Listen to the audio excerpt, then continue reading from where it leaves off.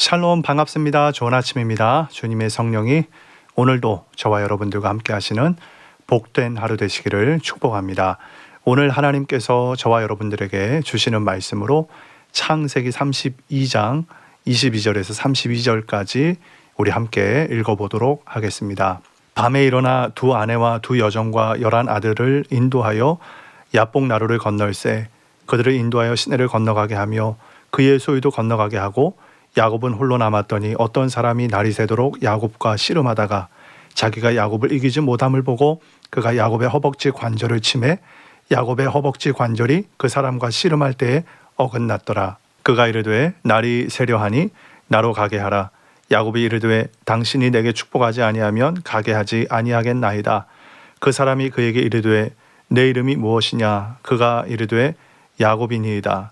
그가 이르되 내 이름이 다시는 야곱이라 부를 것이 아니요 이스라엘이라 부를 것이니 이는 내가 하나님과 및 사람들과 겨루어 이겼음이니라. 야곱이 청하여 이르되 당신의 이름을 알려주소서. 그 사람이 이르되 어찌하여 내 이름을 묻느냐 하고 거기서 야곱에게 축복한지라. 그러므로 야곱이 그곳 이름을 브니엘이라 하였으니 그가 이르기를 내가 하나님과 대면하여 보았으나 내 생명이 보존되었다 함이더라. 그가 브니엘을 지날 때에 해가 돋았고 그의 허벅다리로 말미암아 절었더라. 그 사람이 야곱의 허벅지 관절에 있는 둔부의 힘줄을 쳤으므로 이스라엘 사람들이 지금까지 허벅지 관절에 있는 둔부의 힘줄을 먹지 아니하더라. 아멘. 오늘 말씀은 이제 야곱 스토리의 절정에 이르는 장면이라고 말할 수 있겠습니다. 우리 모두가 읽어보았던 본문이고 또 많은 사람들이 사랑하는 본문이라고 생각을 합니다. 이 야곱의 지난 인생길을 잠깐만 또 되돌아볼까요? 모두가 그러하겠지만 야곱의 인생은 참 거칠고 고단한 인생길이었습니다. 집에서 쫓겨나고 도망자 신세로 전락했고 또 삼촌 라반이 장인이 되어서 이용당하고 착취당하면서 고단한 삶을 살아왔습니다.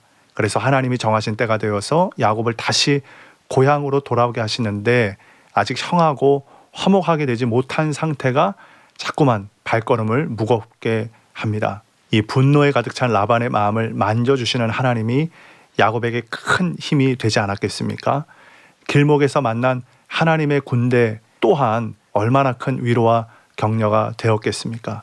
하지만 야곱은 자신의 방법과 수단을 가지고 형하고 화해하려고 시도한 것을 우리 어저께에서 또 보았습니다. 기도도 하지만 현실에서는 여전히 자신의 계획 방법이 앞서는 것을 보게 됩니다. 여러분, 우리의 신앙이 무엇입니까? 어떠한 상황이든지 우리 예수 그리스도께서 주가 되시는 것입니다. 어떤 누가 삶의 결정권을 가지고 있는가를 보면 그 사람의 신앙을 볼 수 있는 것이죠. 그런 의미에서 우리의 마음에는 진정한 신앙이 있는가, 즉 하나님을 주권자로 인정하고 그분을 왕으로 모셔드리는 삶이 있는가를 우리가 이 말씀을 통해서 돌아보았으면 좋겠습니다. 자, 멀고도 험했던 화해의 길로 이제 야곱이 들어갑니다. 재산과 가족들을 먼저 보내고 밤을 지새웁니다. 야곱의 마음이 얼마나 초조하고 불안했을까요? 그리고 얼마나 두려웠는지를 오늘 이 본문을 통해서 우리가 묵상하게 되어집니다. 제가 자꾸만 도전하는 이 성경 읽는 방법 중에 하나는 무엇이냐면은 그냥 문자로만 지나치지 말고 그 단어 하나에 그리고 야곱의 상황 하나에 우리의 마음을 이입해서 한번 생각을 해보자는 것입니다. 이 화해로 나아가는 과정이 얼마나 치열하고 고통스러운지를 묵상하자는 것입니다. 하나님의 아들 우리 예수 그리스도께서 처참하게 십자가에 찢기신 이유가 무엇입니까? 그것은 바로 하나님과 우리를 다시 화목해 하도록, 즉 화해하도록, 죄인된 우리가 용서를 받도록 겟세마네 고독한 기도가 있으셨고 제자들의 정말 뼈아픈 배신이 있으셨고 살이 찢기는 십자가 처형과 조롱과 비방과 모독과 저주가 있지 않았겠습니까?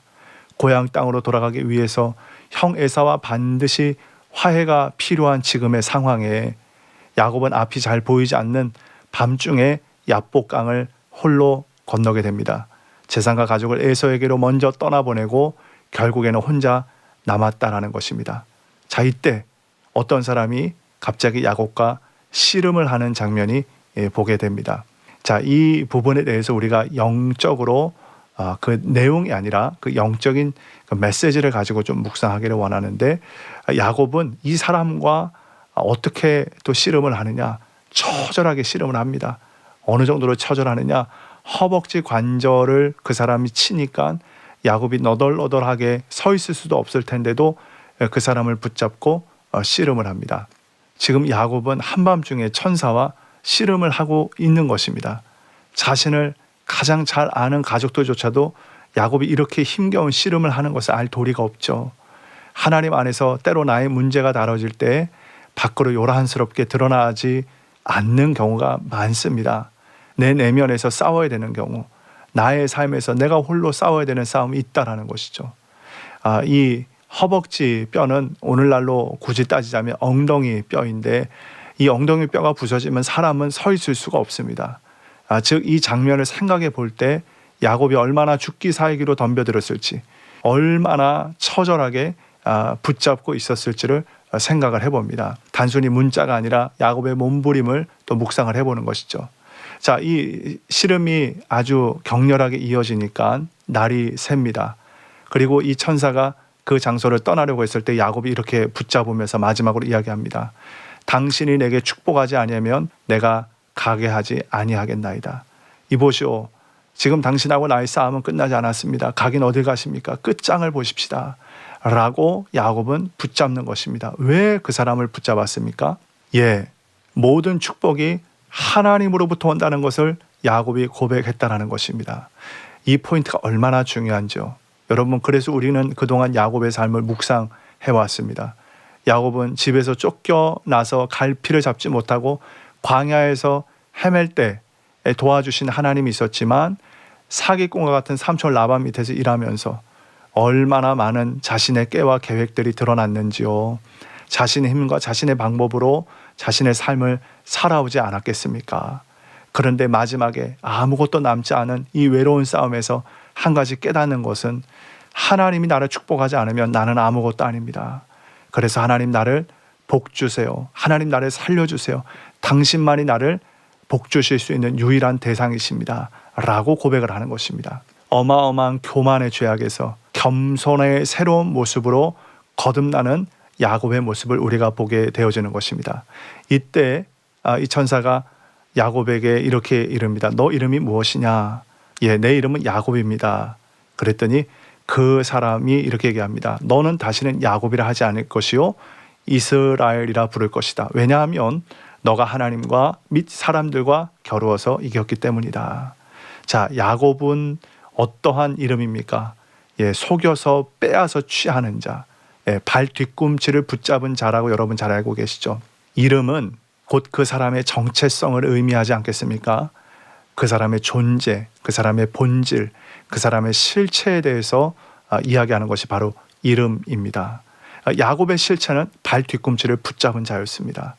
여태껏 형 에서를 속이고 아빠를 속이고 그러면서 장자권의 축복을 빼앗으려고 했던, 그렇게 스스로의 힘으로 복을 얻으려고 했던 사람이 야곱입니다. 하지만 하나님이 그에게 새 이름을 주십니다.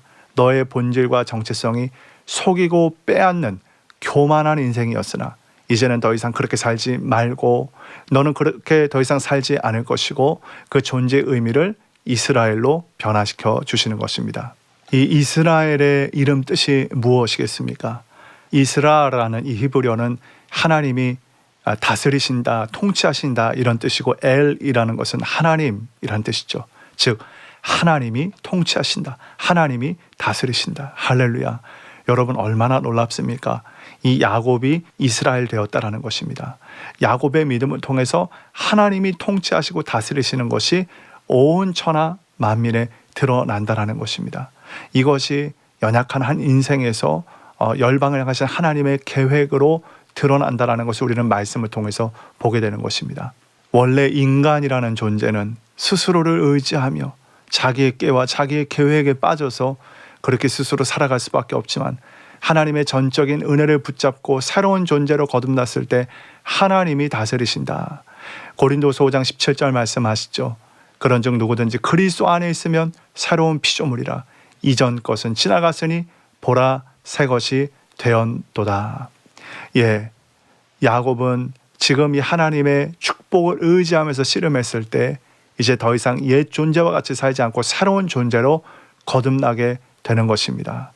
우리가 예수를 믿을 때 이러한 역사가 일어나게 됩니다. 더 이상 내 옛 자, 즉 내 안에 있는 본성을 따라 사는 것이 아니라 내 안에서 나를 위해서 죽으신 예수님을 믿는 믿음으로 새 자아로 새롭게 태어나는 것이죠.